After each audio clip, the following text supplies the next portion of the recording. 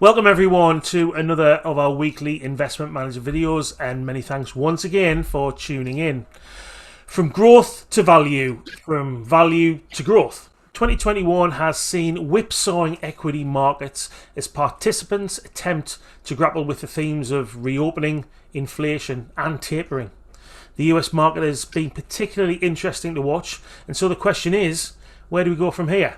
Well, today I have Jaw Warwick, Senior Client Portfolio Manager for Invesco's Large Cap Deep Value Strategy, to give us his view and the Invesco team's view of this most fascinating topic. But first, before we continue, if you are enjoying the content, it would be wonderful if you could subscribe by pressing the subscribe button somewhere below, and it genuinely assists us in delivering our constant volume of financial planning and investment management content to you all. So, onto the content. Jay, thank you very much for coming onto the channel today. It's an absolute pleasure to speak to you again. Starting out, and particularly for UK investors, Invesco means Henley. But you are quite some distance from those watery banks. So who are you? Where are you? And what stands you out from the crowd? Wow. Okay. A lot to tackle there. Thanks for having me on, by the way. It's nice to speak with you again. We're in Houston, Texas. If my accent has not given me away yet, we are part of Invesco's Invesco's value strategy. We manage collectively as a value team about $70 billion. So that makes us one of the largest value managers on the street. If you break it down to just what our team is responsible for, we're responsible for about $17 billion. And it's all run pretty much in like form and fashion. So it's primarily large and mega cap stocks that we're choosing. We are a manager that's been around for a while. We own the long-term track record. We've been managing this process and philosophy since 1994. And if you look at our teammates, we have roughly 23 years of investment management experience apiece. Now, when you thought about it at the very beginning of your comments, we're a deep value investor. And sometimes it's hard for people to articulate really what deep value is versus relative value versus kind of the different flavors along the valuation spectrum. And so when you talk about deep value, really what that means to us, the key to executing a deep value strategy is making sure that you get the bargain basement price. And you do that by looking for stocks where they're hated, they've been left behind. There's a lot of pessimism, there's little to no momentum. There are really a few key elements in order to be able to execute deep value strategy. And one is you have to be willing to understand a business given a lack of visible catalysts. Okay, we like a relative value approach would say, okay, I need to see this positive change. I need to see this indication for me to get involved, whether it be a management or maybe a sell of a particular asset. We're not necessarily along those lines. And what we're trying to do is we're trying to identify stocks where we think there's a big discount between price and value. And we'll be willing to hold those stocks over some period of time. We demand a deep discount because we don't invest on the catalyst. Because I'm taking on some uncertainty, some risk, I need to get paid for that risk. And so that's why we consider ourselves as deep value investors. The second thing is patience. I mentioned it a little bit. We arguably have one of the longest holding periods of any of our peers. We'll hold stocks in there between 5 to 7 years on average. And so we're going to be very patient. We're going to let time kind of develop and allow these valuation anomalies play through. And we think it's one of the greatest assets that we have at our disposal as far as in our toolbox. We're not beholden to some short-term time horizon. These are big companies, they're broken companies, and we need to make sure that we give them the opportunity to turn those things around. And I guess the last thing too, and this is really more along the lines of our value proposition to you, which is because we're willing to invest away from market leadership. You'll see in this portfolio, we don't look like our peers. We don't look like a benchmark. We're truly unique in what we do. But by definition, that's going to give you a nice diversifier for a portfolio. If you don't look like your peers and you don't look like the market, then you're going to be a nice diversifier for maybe even a core or growth-heavy portfolio.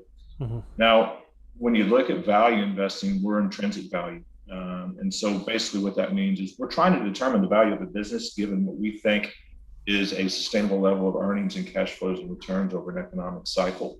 At various points throughout the cycle, you're going to see discounts and premiums. When you see big washouts, that's when we're probably kicking the tires. By the time, because we're willing to invest with this uncertainty, it's just we believe that investors can benefit from making investment decisions with less than perfect knowledge. Yeah. And that by the time a lot of these catalysts are visible, the market's probably moved. The stock price has probably moved, and we've missed an opportunity. So, that's just a short intro into what we are and how we go about things. Again, we're exclusively bottom up. We don't try to predict oil prices. We don't try to predict interest rates. We're buying cheap assets, and we're holding them for extended periods of time, making sure that through our analysis, we feel like we've gotten a good opportunity. Yeah. US equities have certainly led the way in growth over recent years. Are US equities now too expensive? If you look at it just purely on a valuation basis, you could make the argument, yes, the US equities are expensive, especially compared to the European or UK their peers. But it's probably an overgeneralization that's worth being a little bit more thoughtful about. So in many instances, the differentials in valuations can also be explained by the trends in top line growth. So for example, if you look at through the end of May, US stocks in general, they had a forward PE ratio somewhere in the neighborhood of 22 to 23 times next year's earnings, whereas European were probably a one-turn discount at, let's say, 20 times. UK stocks were even cheaper at 18. So when you look at the corresponding revenue growth over the last 5 years, it's pretty apparent that US companies have generally outperformed their UK and their European counterparts. Over the past 5 years, US companies grew their collective revenue by over 10%. European and UK grew at 5 and 8% respectively. So perhaps some premium justified is what I'm saying. So when you look exclusively at the US market, US growth companies just in general are trading about 40 times next year's earnings while growing revenue at about a 23% clip. Those are some pretty impressive numbers. Yeah. By comparison, what's interesting, if you look at where we shop, where we're fishing, US Value, which has been very cyclical and has had a lot of headwinds to unlocking that valuation, they trade at a pretty significant discount to growth, let's say 12 to 13 times compared to the 40 times, but they've only been able to grow the revenue 5.5 to 6%. So if you think about kind of the market and where we are right now in this transition that we're going through, that 5.5 to 6% is probably going to improve because these cyclically biased stocks are going to do better as the economy begins to reopen. So you got valuation on your side and you have an improving backdrop. So we're excited about that. We think that, if you dig in a little bit deeper on value, we finally have, I think we finally have all the ingredients that we've been missing. And if you just look at three of the key ones, we've got growth in the economy at this point in time. US GDP growth going through the roof. It's going to moderate somewhat next year, but it's still going to be more robust than what we had in previous years. So you've got growth, you've got interest rates finally, 10 years up, and so 55 basis points this year. I think the 2 years have been relatively pegged. So you've got an upward sloping yield curve, which is going to be typically good. And then you've got a little bit of inflation. Now, inflation, the question mark, is it transitory or not?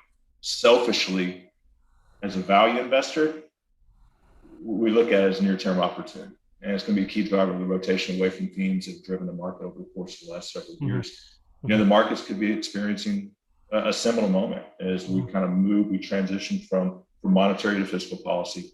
Higher rates, absent inflation, they've been huge headwinds for sustainable value cycle. And if you think about how this has impacted the market and skewed investors into FANG companies, right, where you just have massive over ownership there. If inflation proves to be durable yet manageable, tech stocks such as the FANG companies, they'll likely come under some pressure because their cost of capital has to go up. And if their cost of capital goes up, the value of their future cash flows goes down. So the company's inherently less profitable, it is worth less. So your valuation should adjust downward accordingly. So in that aspect, you're going to see these pressures that we have in the market right now. They're going to create winners and losers. One of the things that we're looking at right now is value is very much a time and a place. It's not always going to be cyclically defined as it is right now. It's up to us to determine how to pivot as the market moves, as it matures. A group to keep an eye on, kind of the way that we're thinking about this right now, is household products. If you have a greater magnitude of cost pressures there, the pressures are going to drive probably some pretty substantial negative earnings revisions over the coming quarters. And so as such, those valuations are going to reset, and that might create an opportunity. So that's what we're saying is inflation is going to create some winners in terms of the commodities. It's going to create some losers in terms of companies that are having to absorb these input costs and maybe can't necessarily push those through to their clients. So obviously the opportunity set is there. How are you positioning the US Value Fund to take advantage of these current circumstances? Yeah, so over the last several years, because we've had all these headwinds to economic growth, has created a disproportionate opportunity within economically sensitive areas of the stock market. And so we've had big exposure to financials and energy companies. As this cycle matures, and in the absence of another lockdown, which is kind of why we're going through these fits and starts right now, we do have these Delta variants, and it does cause more disruption in the economy. Absent those, there's a pretty strong likelihood that economic and earnings growth are going to continue to accelerate. Mm-hmm. So your cyclical, or what I would consider to be, or what many consider to be short duration areas of the market, are probably going to see your greatest near-term benefits. So if you look at where we are right now, compared to, let's say just compared to the S&P 500, we have roughly, we'll call it roughly 55% in economically sensitive companies, between financials, which is about 25%, industrials, which is about, we'll call it 13, 14%, energy companies about 11, materials are about 5. And so we're overweight all those areas within the market. If you look at that compared to the S&P 500, which is not our index, but it's just the broad market, we compare ourselves more against the Russell 1000 value. But if you look at that, those same areas are only 23 or 24% of the S&P 500. So my point here is they're under-owned. They're under-owned. And so as these companies are starting to experience some fundamental improvement, people are naturally going to migrate into these. So you take financials, for example. Financials was among the worst performing sectors last year, in 2020. They underperformed the S&P 500 significantly. They've outperformed the broader market this year. But since the start of 2020, they've still underperformed by over 400 basis points, so over 4 percentage points. Last quarter, you saw some improvement in these bank stocks where you had big earnings beats on the back of gangbuster capital markets. You saw some big reserve releases. You had some weakness in net interest income, and you had some kind of punky loan growth. And so I think as we move forward, the banks are going to start reporting earnings here over the course of the next few weeks. We're going to be listening for positive commentary on economic growth and loan growth. And that's kind of those are the two areas that we think are really missing for these guys right now. What's interesting, go back, and a lot of times when we're buying companies at the peak of pessimism. And so there's a lot of negativity. They're probably going to be higher beta versus the market. Over time, as these companies work through their fundamental issues, they become higher quality businesses, better businesses. The beta comes down. So if you look, and it's exactly what's happening with the banks. They've been huge capital return companies over the course of the last 5 years. They're just now starting to be able to return capital to investors again, which was just announced last night. But I think worth contemplating is whether or not these companies, which have historically traded at a discount to the market, should command a higher valuation because they're better businesses. Yeah. Credit quality's there, strong capital markets. You've got a yield curve now that's going to be beneficial for them. And then you have all this capital coming back to us and just rock solid balance sheets. And then the last one you have here is you've got a lot of cost control opportunities. So it checks all the boxes for what we're looking for, right? You've got good businesses, rock solid balance sheets, trading at a discount. And they're going to grow their earnings faster than the market over the course of the next couple of years. That's pretty clear for us. You look at that, and you look at energy. Energy is a very similar story. Energy has been one of the most controversial areas of the stock market over the course of the last decade. It's just experienced its best run in a decade over the course of the last 6 months. And you go back and you look since the beginning of the third quarter, they've outperformed the broader market. Energy equities have outperformed the broader market by over 6,000 basis points, 60 percentage points. You've got a massive overhang of global inventories that's working its way down. You've had a lot of capital that's come out of the business. And so investors producers aren't investing to find new oil. So all of that is, and we get a return to demand. We're going to find ourselves in a situation where ultimately we're going to be undersupplied oil, which provides support for the price of oil. We've had this capital constrained environment for these energy companies are being more thoughtful allocators of capital. And that was one of the demands that we made of them over the course of the last several years, is start treating your business like a real business, and only allocate capital to those projects that are going to generate a return for you. They finally woke up, they've gotten a story. So now with oil at levels where it is right now, these companies have become huge cash flow generators. They got the biggest free cash flow yield in the market at this point in time. A company like Devon. So we own Devon, C&Q, Marathon, Pioneer, and ConocoPhillips in the portfolio. If you look at Devon, Devon's got an 18% free cash flow yield. So say that differently, the cash flow they're generating off their business, their existing business, they can buy back their equity in 5 years.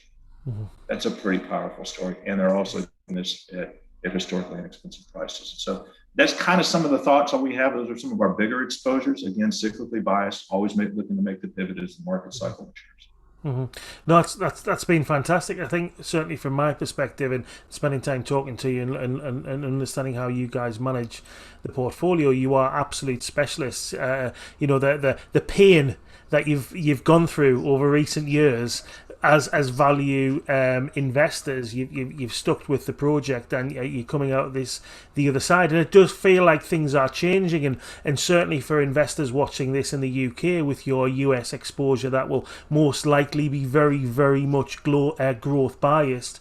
You know, an allocation to either this fund or another value orientated fund will give you massive amounts of diversification, which surely is a good thing. Never mind the opportunity set that seems to be presenting us at this moment in time. But yeah, Jay, once again, it's been an absolute pleasure spending time talking with you. Thank you very much for your time. You stay safe, and I'm sure we'll catch up soon. Thanks, Andrew. I appreciate you having us on.